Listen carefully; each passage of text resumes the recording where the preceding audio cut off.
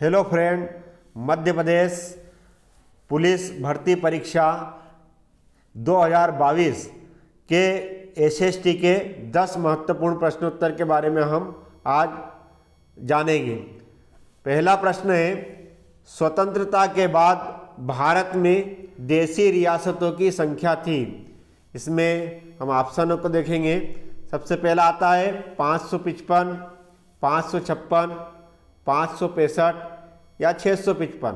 तो हमको इस पर राइट निशान लगाएंगे 565 पर, क्योंकि स्वतंत्रता के बाद भारत में देशी रियासतों की संख्या 565 था। अगला प्रश्न है, विदर्भ किस राज्य में है? तो विदर्भ जो है इसमें 4 ऑप्शन आते हैं, मध्य प्रदेश, तमिलनाडु, बिहार और महाराष्ट्र।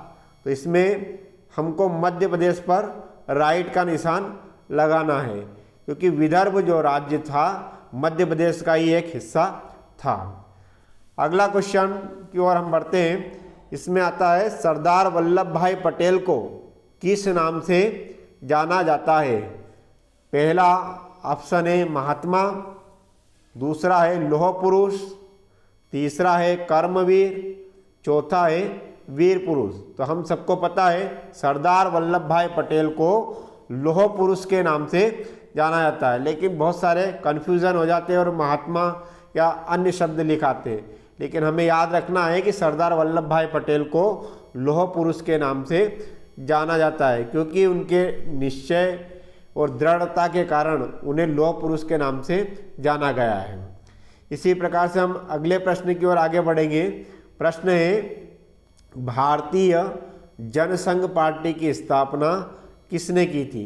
4 ऑप्शन है, श्यामा प्रसाद मुखर्जी, दूसरा आता है अटल बिहारी वाजपेयी, तीसरा आता है दीनदयाल उपाध्याय और चौथा आता है चरण सिंह। इसका सही उत्तर है श्यामा प्रसाद मुखर्जी। तो भारतीय जनसंघ पार्टी की जो स्थापना जो थी वो श्यामा प्रसाद मुखर्जी ने की थी, इसलिए इसका उत्तर जो है श्यामा प्रसाद मुखर्जी रहेगा। इसी पर हम राइट का निशान लगाएंगे। आगे प्रश्न की ओर बढ़ते हैं हम। इसमें दूसरा प्रश्न है, देश के पहले शिक्षा मंत्री कौन थे? जब हमारा देश आज़ाद हुआ उसके बाद जो है पहले शिक्षा मंत्री कौन बने? तो इसमें 4 ऑप्शन है। राइट जो इसका उत्तर है वो है मौलाना अब्दुल कलाम आज़ाद। हमारे देश के पहले शिक्षा मंत्री थे मौलाना अब्दुल कलाम आज़ाद।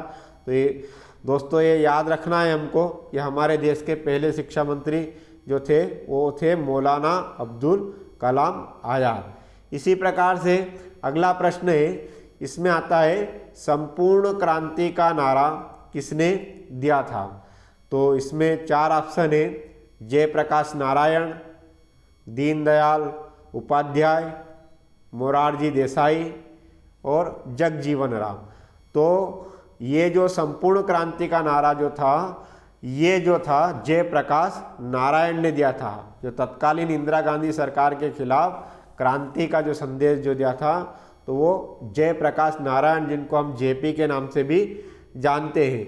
और जयप्रकाश नारायण की जो है इंदिरा गांधी सरकार से महत्वपूर्ण इनका विरोध रहा था।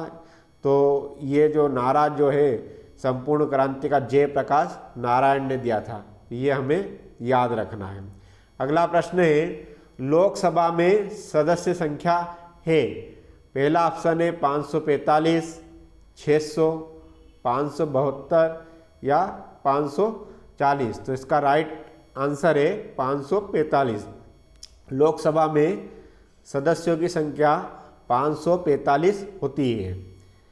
फिर अगला 8वां प्रश्न है, रूसी क्रांति कब हुई थी? इसको ऐसा भी कहा जाता है कभी कभी कि बोल्शेविक क्रांति कब हुई थी, क्योंकि विश्व की ये महत्वपूर्ण क्रांतियों में से एक है।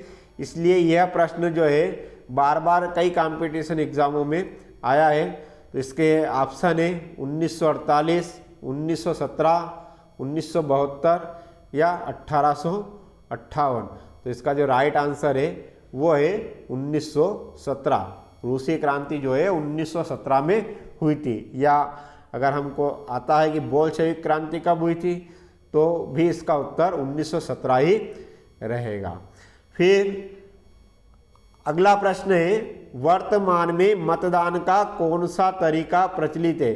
तो चूंकि हम सबको पता है कि वर्तमान में जो है मतदान का तरीका जो है ईवीएम मशीन से के द्वारा मतलब कि जो है मतदान होता है, जिसका राइट ऑप्शन में अपन लिखेंगे ईवीएम। अंतिम इसका प्रश्न है कि प्रीवी पर्स की समाप्ति कब हुई थी। तो प्रीवी पर्स की जो समाप्ति जो है वो इंदिरा गांधी सरकार ने जो है 1971 में की थी। अब ये प्रीवी पर्स क्या है, तो हम सबको जानकारी होना चाहिए कि देश में जो देशी रियासतें थी उनके मालिकों को जो वेतन या भत्ता दिया जाता था उसी को ही प्रीवी पर्स कहा जाता था, और ये इंदिरा गांधी सरकार ने इसकी समाप्ति की थी। तो आपको कैसा ये वीडियो लगा? अगर वीडियो पसंद आए तो लाइक एवं सब्सक्राइब करना ना भूलें। धन्यवाद।